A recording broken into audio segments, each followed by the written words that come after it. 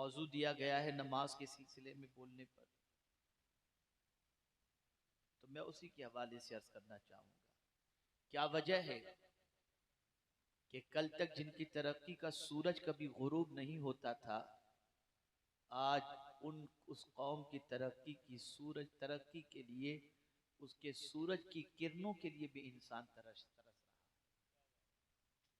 जहां देखो हमारी तबाही, जहां देखो हमारी रुसवाई, जहां देखो हमारे लिए सिवाय कफे अफसोस मलने की और कोई चीज नजर नहीं आती। आखिर क्यों, क्या वजह है?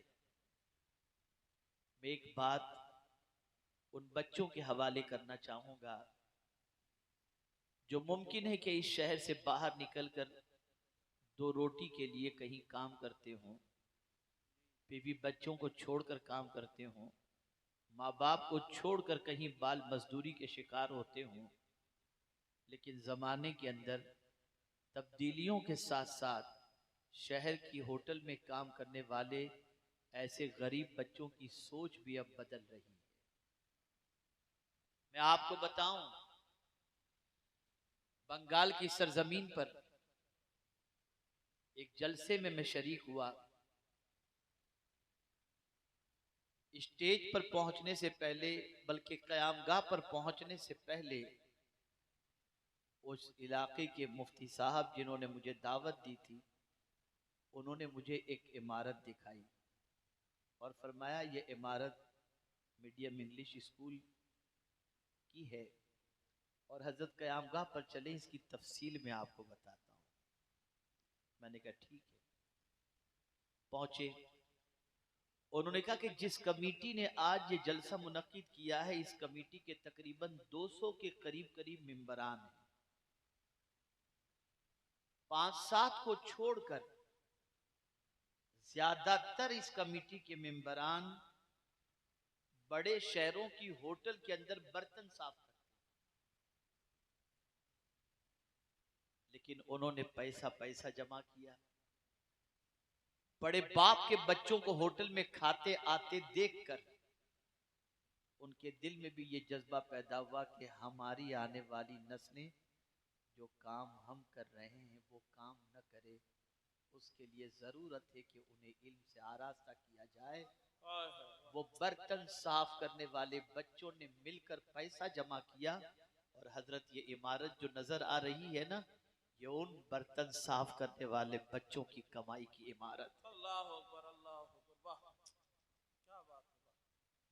आप भी बच्चे उछल कूद के लिए नहीं, मस्ती और मजाक के लिए नहीं, खेल कूद के लिए नहीं, गुटखा, तंबाकू, सिगरेट, गंदी पिक्चरें इसके लिए नहीं। आपकी जिंदगी बड़ी कीमती है, आपका लम्हा लम्हा बड़ा कीमती है। मुझे याद है कि जिस वक्त पहली मर्तबा मैं कन्नौज आ रहा था, मेरे साथ सैयद अमीनुल कादरी साहब भी थे। रास्ते में हम बिलग्राम शरीफ होते हुए आए और मुझे याद है कि वहां पर मैंने एक तुगरा आवेजा देखा, जिस तुगरे पर एक तहरीर थी जो सुल्तान सलाहुद्दीन अय्यूबी की थी। एक कौल लिखा हुआ था जो सुल्तान सलाहुद्दीन अय्यूबी का था। क्या लिखा हुआ था? उनका कौल लिखा हुआ था, किसी कौम को तबाह करना हो तो एटम बम की जरूरत नहीं, उस कौम के नौजवान को अय्याश बना दो, वो कौम खुद ब खुद तबाह हो जाएगी। जवानों, अपनी जवानी के बारे में गौर करो, तुम देखते क्या हो? तुम अपनी रातों के बारे में जायजा लो कि रातें गुजारते किन चीजों के अंदर हो। तुम अपने दिन के बारे में सोचो कि तुम दिन किन कामों के अंदर गुजार रहे हो। अजान की आवाज आने के बाद तुम्हारे वजूद में सजदे की तड़प पैदा हो रही है या नहीं, जरा तुम उसके बारे में गौर करो। तुम्हारी अहमियत, तुम्हारी अजमत और तुम्हारा मकाम तुम नहीं जानते, पैगंबर रहमत सल्लल्लाहु अलैहि वसल्लम बता रहे हैं। आकाए करीम सल्लल्लाहु अलैहि वसल्लम ने सहाबा से फरमाया, मेरे सहाबियों, जवानों की कद्र करो, इसलिए कि मैंने जब इस्लाम लोगों के सामने पेश किया तो बूढ़ों ने इस्लाम ठुकरा दिया था, लेकिन नौजवानों ने इस्लाम कबूल किया है। हाय हाय वाह, क्या बात है, वाह वाह। जिस कौम का नौजवान बेदार हो जाए उस कौम की तकदीर बदल जाती है। बेशक। किसी कौम की कामयाबी और कामरानी के लिए जरूरी नहीं कि उसकी फैक्ट्रीज कितनी हैं, उस कौम के पास सरमाया कितना है। कौम की कामयाबी इस बात पर है कि उस कौम का जवान किस रास्ते का मुसाफिर है, क्या कर रहा है, उसकी सोच क्या है, उसकी फिक्र क्या है। हमने कभी जानने की कोशिश नहीं की कि हम ये जवाल पजीर हुए क्यों। हमने कभी जानने की कोशिश नहीं की कि तबाही ने हमारे दरवाजे पर दस्तक क्यों दी। हमने कभी जानने की कोशिश नहीं की कि बर्बादी के रास्ते पर हम चल कैसे पड़े। हमने कभी ये जानने की कोशिश नहीं की कि हमारी जिंदगी से सुकून क्यों छीन लिया गया। हमने कभी ये जानने की कोशिश नहीं की कि चटाई पर बैठकर पूरी दुनिया की आंखों में आंख डालकर बात करने वाला मुसलमान आज बिल्कुल चूहे और बिल्ली की तरह क्यों खिसका हुआ नजर आ रहा है। वजह सबसे बड़ी ये है कि जब तक हम खुदा से डरते थे हमें इज्जत मिली, जब खुदा से डरना हमने छोड़ दिया तबाह हुए, बर्बाद हुए और जवाल पजीर हुए। कुरान ने उसको मेंशन किया है और कुरान का ये उस्लूब है कि कयामत के बड़े अजाब के तस्करे से इंसान को दुनिया के अजाब के हवाले से उसकी तफहीम की जाती है, उसको बावर कराया जाता है। आज मुझे नमाज के हवाले से आपको बताना है, मस्जिद के दरवाजे के करीब बैठे हुए होने के बाद अजान की आवाज सुनकर जैसे शैतान भागता है, ऐसे मुसलमान मस्जिद के करीब रह करके भागता दिखाई देता है, मस्जिद में जाता दिखाई नहीं देता। मैं बड़ी माजरत के साथ कहता हूं और खास तौर पर मिशन हुजूर बहरुल इरफान लेकर चलने वाले उलमा और नौजवानों से गुजारिश करूंगा कि मेरा अपना तजजिया है कि यूपी के तकरीबन इलाकों की मस्जिदों के अंदर आपको नौजवान नमाजी नजर नहीं आएंगे, ज्यादातर बूढ़े नमाजी नजर आएंगे। इल्ला माशाअल्लाह तहरीक चलाने की जरूरत है, मस्जिद से करीब करने की जरूरत है, अल्लाह से करीब करने की जरूरत है। कौन नहीं जानता कि जब हजरत अमीर मुआविया रदी अल्लाह तआला अन्हु से इमाम हुसैन के बारे में पूछा गया था कि मदीने में जाकर तलाश करना हो कि हुसैन कौन है तो कैसे पहचाने, तो हजरत अमीर मुआविया ने जवाब दिया था, जब तुम मस्जिद नबवी शरीफ में जाओ और देखो कि कोई नौजवान अल्लाह के जिक्र में मसरूफ है और पेशानी से नूर झलक रहा है तो समझ जाना ये कोई और नहीं, नबी का नवासा हुसैन। क्या बात है, वाह वाह। अल्लाह अकबर। ये आइडेंटिटी थी, सुभान अल्लाह, सुभान ये पहचान थी, ये शनाख्त थी। और आज मस्जिद से भागने वाला मुसलमान नजर आता है, मस्जिद की जूतियों को चोरी करने वाला मुसलमान नजर आता है। अफसोस की बात है कि मस्जिद के लोटे को भी जंजीर से बांध के रखना पड़ता है कि कोई चोरी करके न ले जाए। ये हमारी कहां जा रहे हैं। याद रखें, मैं टाइम पास करने वाला मुकर्रिर नहीं हूं। मैं हमेशा अपने बारे में यह कहा करता हूं, कोशिश करता हूं अल्लाह की तौफीक से कि जिस तरीके से ऑपरेशन थिएटर के अंदर सर्जन जब किसी की सर्जरी करता है तो मरीज के रिश्तेदार को भी ऑपरेशन थिएटर में आने की इजाजत नहीं होती, इसलिए कि चीर फाड़ के वक्त वो चीखम चिल्ली न करे, ऑपरेशन सही तौर पर कामयाब हो। इसलिए मैं हमेशा ही कोशिश करता हूँ कि जब मैं गुफ्तगू करूँ उस वक्त खामोशी और यकसुई हो, ताकि मैं जो फिक्र देना चाहता हूँ और जो दिमाग की गंदगी को साफ करके दिलो दिमाग के अंदर मुस्तफ़ा की मोहब्बत का नूर पैदा करना चाहता हूँ, जलाना चाहता हूँ, वो मैं जला सकूं। वक्त ज्यादा नहीं लूंगा, कम इल्म हूँ, ज्यादा मेरे पास मवाद भी नहीं कि मैं बहुत लंबी तकरीर कर सकूं, लेकिन आइए मैं आपकी फिक्र को थोड़ी सी दुरुस्त करूं। लेकिन अगर आप रस्मी तौर पर आए हैं, चलो जरा चल कर देखें क्या होता है, घूम लें, मिल लें, कर लें, तो अलग बात है। लेकिन अगर आप इस नीयत से आए हैं, सीखेंगे, समझेंगे, अमल करेंगे, दुनिया भी संवारेंगे और आखिरत भी संवारेंगे, तो पूरी तवज्जो के साथ समाअत फरमाएं। तवज्जो क्यों जरूरी है? बड़ी अहमियत है तवज्जो की। अगर कोई यूं ही दुरूद शरीफ पढ़े तो फरिश्ते उस दुरूद को हुजूर की बारगाह में पेश करते हैं, लेकिन अगर कोई पूरी तवज्जो के साथ मोहब्बत से दुरूद पढ़े तो मुस्तफ़ा प्यारे खुद उसके दुरूद को सुन लिया। क्या बात है, वाह, सुभान अल्लाह, सुभान अल्लाह। तवज्जो से सुने।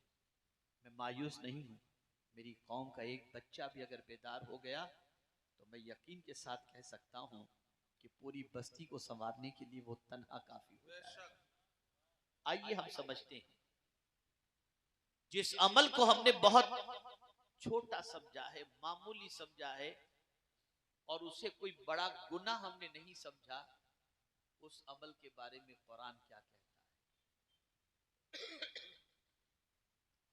फखलफ मिन बादिहिम खल्फुन अदाउस सलाह वत्तबउश शहवात। उनके बाद ना खलफ आए,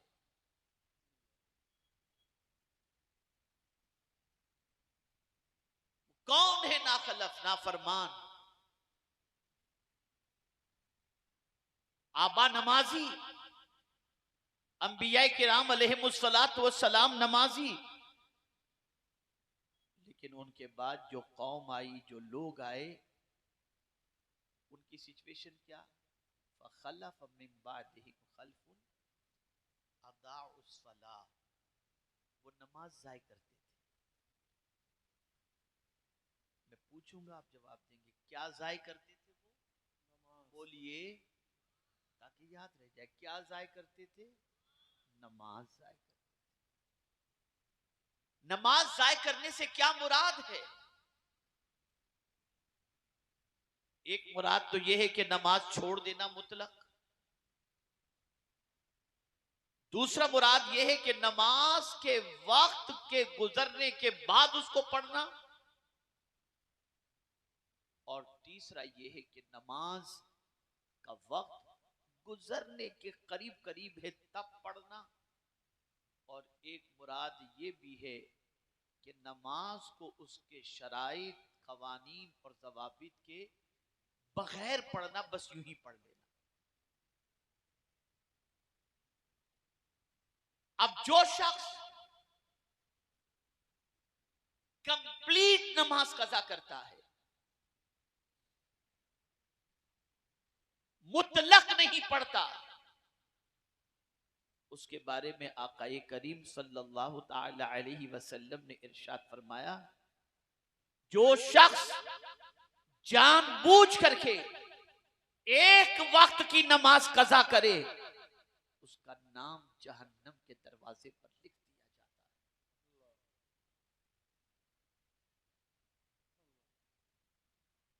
नमाज कज़ा करना कोई मामूली गुनाह नहीं, नमाज को छोड़ देना कोई मामूली गुनाह नहीं। नमाज की अहमियत को समझना हो तो इससे समझो, रोजे का हुक्म अल्लाह ने वही इलाही के जरिए दिया, हज का हुक्म वही इलाही के जरिए दिया, ज़कात का हुक्म वही इलाही के जरिए दिया। लेकिन जब नमाज देनी थी तो अपने करीब अपने महबूब को बुलाया, अपने महबूब की हुजूरी में महबूब को तोहफे नमाज पेश कर दिया। कितनी अहम है ये नमाज कि जिसको परवरदिगार जल्ल जलालहू को देना था, तो अपने महबूब सल्लल्लाहु अलैहि वसल्लम को अपनी बारगाह में बुलाकर इज्जत व इनाम व इकराम के साथ अपने महबूब की उम्मत के लिए ये तोहफा अता फरमाया। सुभान अल्लाह, क्या बात। आप जरा सोचो,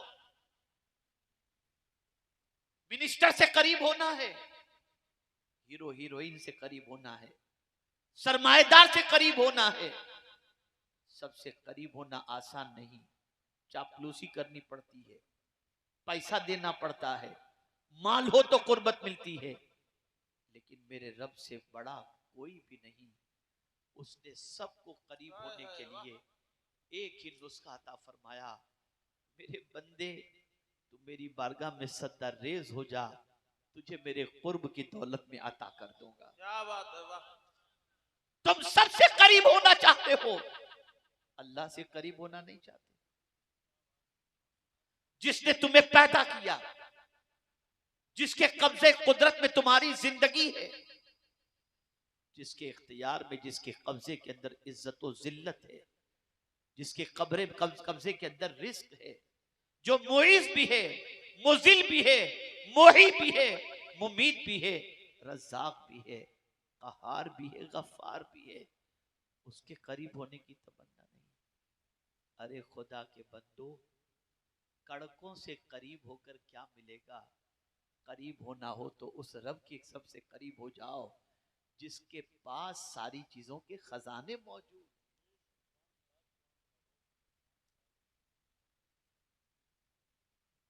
नमाज हर मुसीबत का इलाज। वो कौन सी मुसीबत है जिसके लिए अल्लाह ने नमाज नहीं रखी, अल्लाह के रसूल ने नमाज की तालीम नहीं दी? बारिश न हो, नमाज इस्तिस्का अदा करो। क्या बात है, इंतकाल हो जाए, नमाज जनाजा अदा करो। गुनाह हो जाए, सलातुल तौबा अदा करो। कोई हाजत है, सलातुल हाजत पढ़ो। सूरज गहन है, नमाज अदा करो। वो कौन सी चीज है जिसके लिए नमाज नहीं रखी गई? अरे हद तो ये है कि खुशी में भी नमाज, गम में भी, ईद का दिन, खुशी का दिन, नमाज पढ़ो। मौत किसी की हो गई, गम का मामला, नमाज पढ़ो। आकाए करीम सल्लल्लाहु अलैहि वसल्लम की तबीयत के अंदर जब कभी उम्मत की वजह से इज़्तिराब और बेकरारी होती तो आका हजरत बिलाल से फरमाते, अरे ना या बिलाल, ऐ बिलाल मुझे राहत पहुंचाओ। तो हजरत बिलाल अजान कहते, हुजूर नमाज पढ़ते, आका को राहत मिल जाया करती थी। क्या बात। नमाज। सुभान अल्लाह। ऐ रसूल आजम सल्लल्लाहु ताला अलैहि वसल्लम के दीवानों, नमाज जाय करना कोई छोटा गुनाह नहीं। अगर आज कोई दीन के खिलाफ बोले तो आपका खून खोलने लगता है, मिजाज में शिद्दत पैदा हो जाती है। लेकिन कभी आपने सोचा कि आप दिन में कितनी मर्तबा दीन इस्लाम को ढाते हो? आकाए करीम सल्लल्लाहु अलैहि वसल्लम ने फरमाया, अस्सलातु इमादुद्दीन, दीन नमाज का सुतून है। जिसने इसे ढा दिया उसने दीन को ढा दिया, जिसने उसे तर्क किया उसने दीन को ढा दिया। नमाज को छोड़ना गोया अपने हाथों से अपने दीन को ढाने के बराबर है।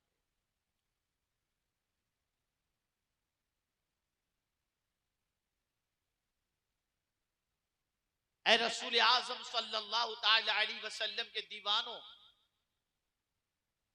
जिस गौसु सकलैन रज़ी अल्लाहु मौला तबारक व तआला अन्हु की मोहब्बत का हम दम भरते हैं और मुश्किल में जिनको याद करते हैं, उस गौसे पाक की शान तो ये कि माँ के पेट से पैदा हुए तो वली बनकर के पैदा हुए, शिकम में मादर से 17 पारे के हाफिज बनकर पैदा हुए, मादरजाद वली पैदा हुए, लेकिन फिर भी आलम यह है कि 40 साल तक ईशा के वजू से उन्होंने फज्र की नमाज अदा फरमाई, 40 साल तक। और उनका मानने वाला फज्र की नमाज भी फज्र के वजू से नहीं पढ़ता और ईशा की नमाज भी ईशा के वजू से पढ़ने के लिए तैयार नहीं। और पाक फरमाते हैं बेनमाजी मर जाए तो उसे मुसलमानों के कब्रिस्तान में न दफनाया जाए। आप जानते हैं रसूल आजम सल्लल्लाहु अलैहि वसल्लम के दौरे पाक के अंदर मुसलमान और काफिर के दरमियान फर्क क्या चीज थी, कैसे पहचाना जाता कि ये मुसलमान है और ये काफिर? एक ही अलामत थी उस वक्त। अगर किसी को नमाज पढ़ते देखा जाता तो सहाबा समझ जाते कि ये मुसलमान है, और कोई नमाज न पढ़ता होता तो सहाबा समझ जाते थे कि ये काफिर है। आक़ाए करीम सल्लल्लाहु अलैहि वसल्लम ने फरमाया मन तरका सलात मुतअम्मिदन फक़द कफर, जिसने जानबूझ करके एक वक्त की नमाज कज़ा की उसने कुफ्र किया। नमाज अफज़लुल इबादात है। जिस माल के कमाने की खातिर, जिस ऐशो इशरत की खातिर, जिन ख्वाहिशात की तकमील की खातिर और जिन दौलत की मोहब्बत की खातिर बंदा नमाज को कज़ा करता है, याद रखें वो मोहब्बत कयामत में काम नहीं आएगी, न वो दौलत कयामत में काम आएगी, न माल काम आएगा कयामत के दिन। सबसे पहले अगर कयामत में किसी चीज का सवाल होगा तो नमाज के बारे में सवाल होगा। रोज़े महशर के जाकर दास अव्वली पुरसिश नमाज। पहला सवाल शेख सादी फरमाते हैं कयामत में नमाज के बारे में होगा। वो कौम जो इमाम हुसैन के नाम पर मर मिटने का दावा करती है और उनकी शहादत के वाकयात को सुनकर आंसुओं का खराज पेश करती है, आज तक उस कौम के अंदर हरकत पैदा नहीं हुई कि जिस हुसैन ने सजदे में जान दे दी, हम भी कम से कम उस सजदे की तरफ अपने कदम को तो बढ़ाएं। चेंज करो अपनी सोच को, बदलो अपनी फिक्र को, बदलो अपने नजरियात को। कुरान कहता है बाद वाले नाखलफ वो थे जिन्होंने नमाज जाए की। आप देख लीजिए, असलाफ की जिंदगी का जायजा लीजिए, उनकी जिंदगी में नमाज किस तरीके से नजर आती है। हद तो यह है कि नमाज के लिए ट्रेन छोड़ देते हैं, नमाज के लिए काम छोड़ देते हैं, नमाज के लिए सारी चीजें छोड़ देते हैं। अल्लाह अकबर। मेरे प्यारे आका सल्लल्लाहु अलैहि वसल्लम के प्यारे दीवानों, एक बात आपकी समातों के हवाले करना चाहता हूं। मेरे एक दोस्त जो पहले तुर्की में रहते थे, अब कहीं और रह रहे हैं, उन्होंने मुझे एक वाकया बताया। उनके चेहरे पर मुकम्मल दाढ़ी माशाअल्लाह यकमुश्त, फ्लाइट में सफर कर रहे थे। उनके बाजू की सीट पर एक यहूदी बैठा हुआ था। यहूदी ने उनके चेहरे पर दाढ़ी देखकर समझा ये कोई मौलाना होंगे। उसने उनसे पूछा मौलाना, मुसलमानों का कितना परसेंटेज पंज वक्ता नमाजी का है? जितनी मुसलमानों की तादाद है उसमें से कितने लोग 5 वक्त की नमाज पढ़ते हैं? तो उस व्यापारी ने जवाब में कहा 40-50% का। नहीं, ये तो आप गलत कह रहे हैं, इतने तो नहीं, 15-20% पढ़ते होंगे। तो उन्होंने बात सुनी अनसुनी कर दी। फिर उसने दूसरा सवाल किया, मौलाना ये बताइए जमात के साथ कितने लोग पढ़ते? उसका जवाब भी वो इत्मीनान बख्श न दे सके। फिर तीसरा सवाल उसने किया, फज्र की नमाज कितने लोग पढ़ते हैं? उसने जवाब में कहा कि 5-7% का। नहीं, फिर उससे नहीं रहा गया मुसलमान से, तो उसने उस यहूदी से पूछा, तू यहूदी है, मुसलमानों के नमाज पढ़ने के बारे में सवाल क्यों पूछ रहा है? उसने जवाब में कहा, यही तो हमारा नापने का मेयार है। इसलिए कि जो कौम अपने नबी की मोहब्बत में नींद कुर्बान न कर सकती हो, वो जान क्या खाक कुर्बान करे। अल्लाह अकबर, क्या बात है। इसलिए हम मुतमईन हैं। अल्लाह। अभी हमारे भाई एक नारा लगा रहे थे, बच्चा बच्चा कुर्बान। क्या कुर्बान?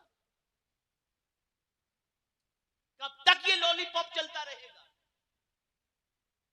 कब तक ये जबानी जमाखत चलता रहेगा?